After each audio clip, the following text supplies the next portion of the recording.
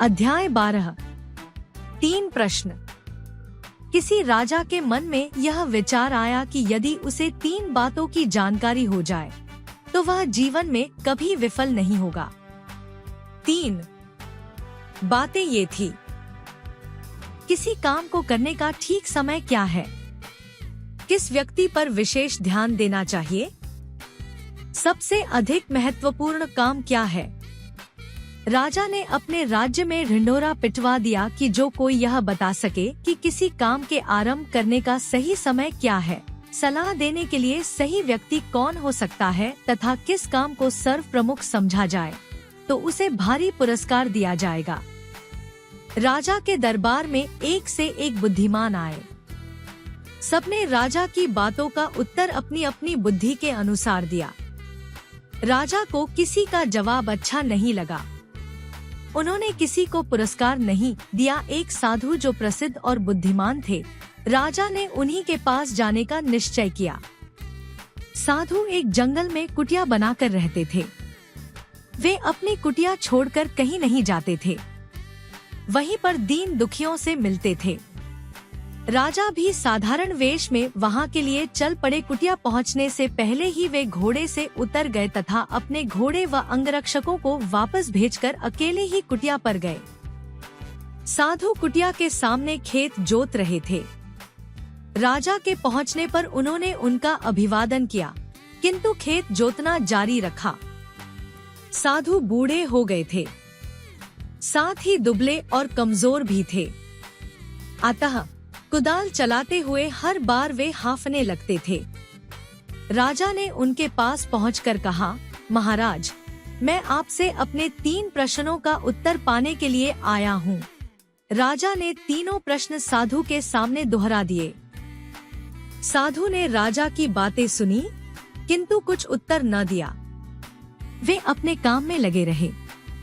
राजा साधु से बोले, आप काफी थक गए हैं, कुदाल मुझे दीजिए और आप जरा विश्राम कर लीजिए। साधु ने राजा को धन्यवाद दिया। अपनी कुदाल उनके हाथ में देकर वे स्वयं जमीन पर बैठ गए। राजा 2 क्यारियां खोदने के बाद रुक गए। अब तक साधु से अपने प्रश्नों के उत्तर उन्हें नहीं मिले थे। अतः वे अपने प्रश्नों को पुनः दोहराते हुए उत्तर पाने की प्रतीक्षा करने लगे। साधु ने अब भी कोई उत्तर न दिया, बल्कि उठकर कहा, लाओ कुदाल, अब तुम आराम करो, मुझे काम करने दो। राजा ने साधु को कुदाल नहीं दी। वे स्वयं ही खोदते रहे। कई घंटे बीत गए। सांझ हो गई। राजा ने रुककर कहा, महात्मा जी, मैं प्रश्नों के उत्तर के लिए यहाँ आया था। यदि आप उत्तर न दे सके तो कहिए, मैं वापस चला जाऊं। साधु बोल उठे, देखो कोई दौड़ा हुआ इधर आ रहा है। राजा ने मुड़कर देखा। एक दाढ़ी वाला आदमी अपने पेट पर हाथ रखे उनकी ओर तेजी से बढ़ता आ रहा था। उसके पेट से खून की धार निकल रही थी। राजा के निकट पहुंचते पहुंचते वह अचेत होकर भूमि पर गिर पड़ा। राजा और साधु दोनों ने मिलकर उसके कपड़े हटाए तो देखा वह बुरी तरह घायल है। राजा ने उस घायल व्यक्ति की सेवा की। अपने रुमाल से उसका जख्म ढक दिया। घायल व्यक्ति धीरे धीरे होश में आने लगा। उसने पानी मांगा। राजा ने तुरंत स्वच्छ जल पिलाया। तब तक रात हो चुकी थी, ठंडी हवा चल रही थी। राजा साधु की सहायता से उस घायल को कुटिया में ले गए और लेटते ही थके होने के कारण तुरंत सो गए। सुबह नींद खुली तो उस व्यक्ति ने राजा से कहा, राजन, आप मुझे क्षमा कीजिए। राजा बोले, क्षमा कैसी, मैं तो तुम्हें जानता भी नहीं। वह व्यक्ति बोला, आप भले ही मुझे न जानते हो, किंतु मैं आपको जानता हूँ। मैं आपका शत्रु हूँ। आपने मेरे भाई का धन छीन लिया था, इस कारण मैंने प्रतिज्ञा की थी कि आपसे बदला लूंगा। जब मुझे पता चला कि आप अकेले साधु से मिलने गए हैं, तो मैंने निश्चय कर लिया कि आज लौटते समय आपको जान से मार डालूंगा। इसी कारण जंगल में छिपा था। आपके सिपाहियों ने मुझे वहां देखकर पहचान लिया और गोली मार दी। आप मेरी मरहम पट्टी न करते तो मैं दम तोड़ देता। मैं आपके प्राण लेना चाहता था, आपने मेरे प्राण बचाए। अब मैं आजीवन आपकी सेवा करूँगा, मुझे क्षमा कीजिए। राजा अपने शत्रु से इस प्रकार की बातें सुनकर बड़े प्रसन्न हुए। उन्होंने वचन दिया कि वे राजवैद्य से उसकी चिकित्सा कराएंगे और उसके भाई की सारी संपत्ति उसे वापस कर देंगे। राजा कुटिया छोड़ते समय साधु से मिलकर पुनः अपने प्रश्नों का उत्तर प्राप्त करना चाहते थे। साधु ने कहा, तुम्हारे प्रश्नों के उत्तर तुम्हें मिल चुके हैं। राजा बोले, वह कैसे? साधु ने उत्तर दिया, यदि तुम मेरी कमजोरी पर दया करके क्यारियां न खोदते बल्कि घर लौट जाते तो वह व्यक्ति तुम पर हमला कर देता। अतः सही समय वही था जब तुम खोदने का काम कर रहे थे। सही व्यक्ति मैं था जिसे सहायता की आवश्यकता थी और दूसरों की मदद करना सबसे महत्वपूर्ण काम था। बाद में जब वह आदमी दौड़ा दौड़ा आया तो सबसे महत्वपूर्ण समय वह था जब तुम उसकी सेवा कर रहे थे।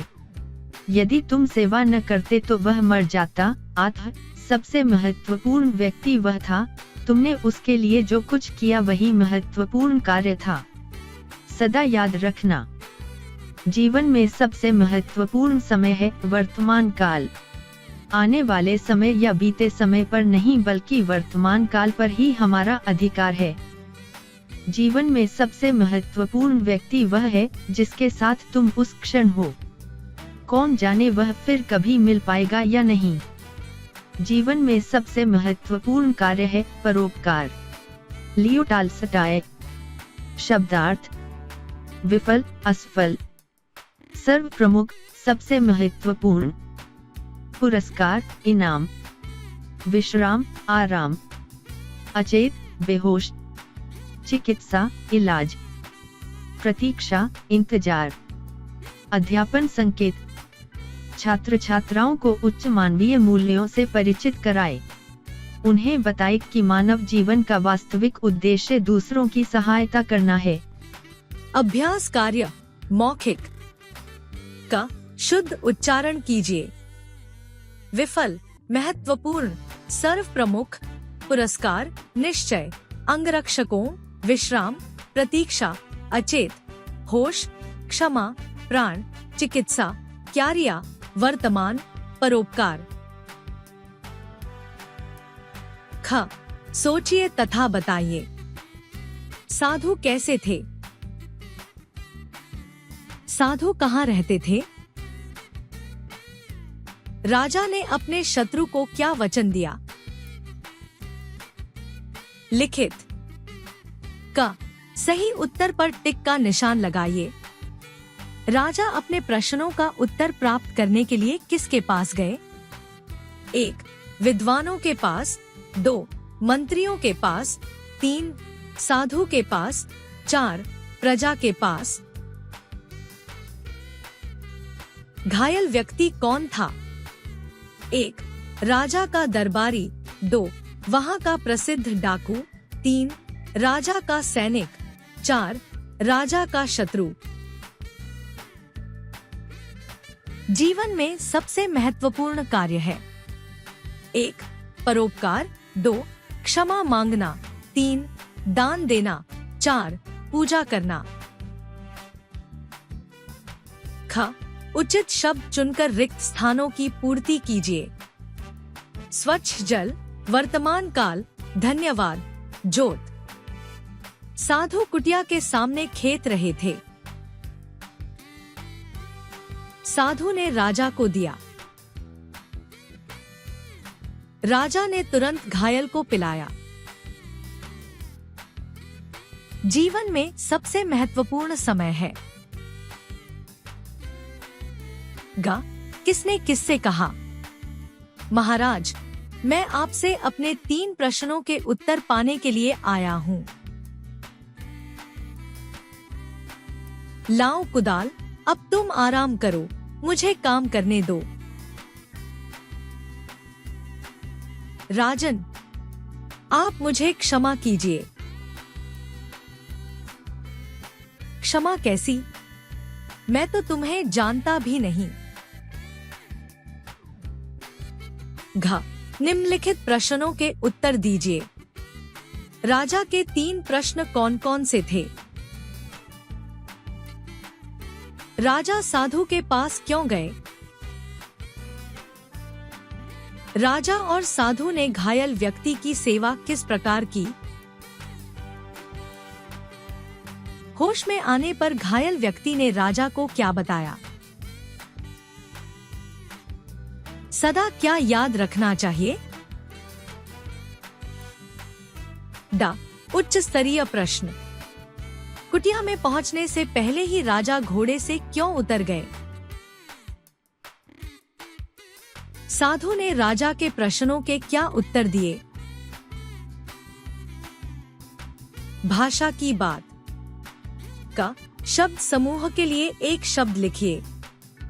जो सब कुछ जानता हो दो। जो थोड़ा जानता हो।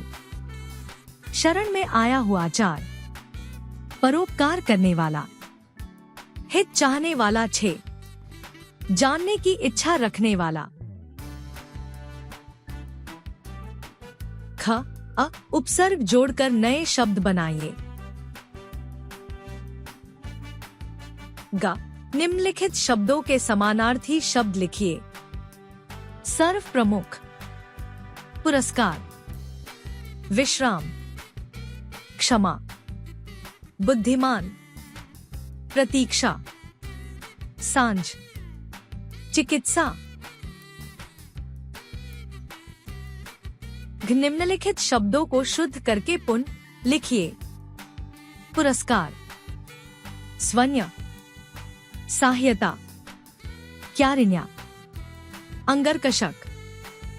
प्रतीक्षा। प्रतिज्ञा। आवश्यकता। ड. निम्नलिखित शब्दों को वाक्यों में प्रयोग कीजिए। जंगल। अचेत। प्रसन्न। प्राण। सहायता। रचनात्मक कार्य। अपनी कल्पना से साधु जी की कुटिया बनाइए और उसे सुंदर रंगों से सजाइए।